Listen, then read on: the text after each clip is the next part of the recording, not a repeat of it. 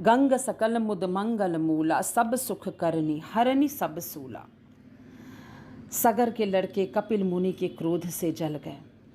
सगर को बहुत दुख हुआ। सगर का पौत्र था अंशुमान। अंशुमान ने गंगा जी को धरती पर लाने की कामना से बहुत वर्षों तक घोर तपस्या की, परंतु उन्हें सफलता नहीं मिली और समय आने पर उनकी मृत्यु हो गई।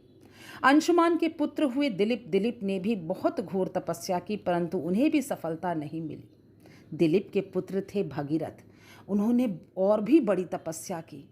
उनकी तपस्या से प्रसन्न होकर भगवती गंगा ने उन्हें दर्शन दिया और कहा कि मैं तुम्हें वर देने के लिए आई हूँ। उनके ऐसा कहने पर राजा भगीरथ ने बड़ी नम्रता से अपना अभिप्राय प्रकट किया कि आप मृत्यु लोक चलिए। माँ गंगा ने कहा कि लेकिन मेरे इस वेग को संभालेगा कौन। तब उन्होंने शिव जी की आराधना की। भगीरथ की आराधना से शिव जी प्रसन्न हुए और तथास्तु कहा। फिर शिव जी ने सावधान होकर गंगा जी को अपने सिर पर धारण किया। क्यों न हो, भगवान के चरणों का संपर्क होने के कारण गंगा जी का जल परम पवित्र जो है। इसके बाद राजर्षि भगीरथ त्रिभुवन पावनी गंगा जी को वहाँ ले गए जहाँ उनके पितरों के शरीर राख के ढेर बने पड़े थे।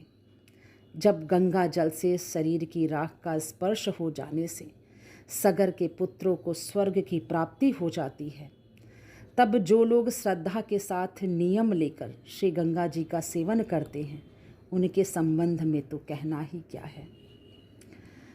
तो जरा सोचिए, माँ गंगा कितने अथक प्रयत्न के बाद इस धरती पर आई हैं। उन माँ गंगा का सम्मान करिए, स्वच्छता का पूरा ध्यान रखिए। आप सभी को गंगा दशहरा की हार्दिक शुभकामनाएं।